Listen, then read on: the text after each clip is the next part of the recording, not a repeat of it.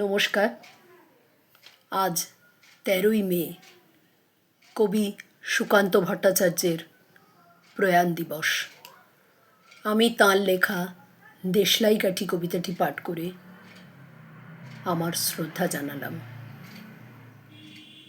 আমি একটা ছোট্ট দেশলাইয়ের কাঠি, এত নগণ্য হয়তো চোখেও পড়ি না, তবু যেন মুখে আমার হুসখুস করছে বারুদ, বুকে আমার জ্বলে উঠবার দুরন্ত উচ্ছ্বাস।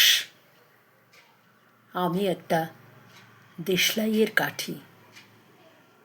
মনে আছে সেদিন হুলস্থুল বেঁধেছিল, ঘরের কোণে জ্বলে উঠেছিল আগুন, আমাকে অবজ্ঞা ভরে না নিভিয়ে ছুঁড়ে ফেলায়।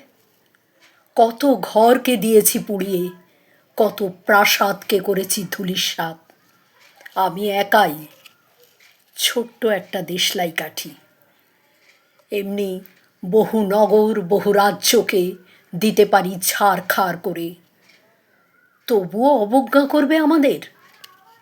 মনে নেই এই সেদিন আমরা সবাই জ্বলে উঠেছিলাম একই বাক্সে, চমকে উঠেছিলে।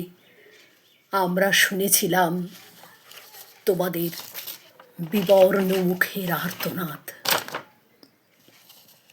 আমাদের কি অসীম শক্তি তা তো অনুভব করেছ বারংবার, তবু কেন বোঝো না আমরা বন্দি থাকবো না তোমাদের পকেটে পকেটে।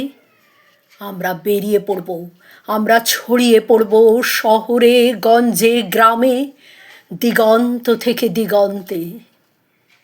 আমরা বারবার জ্বলি নিতান্ত অবহেলায়, তা তো তোমরা জানোই।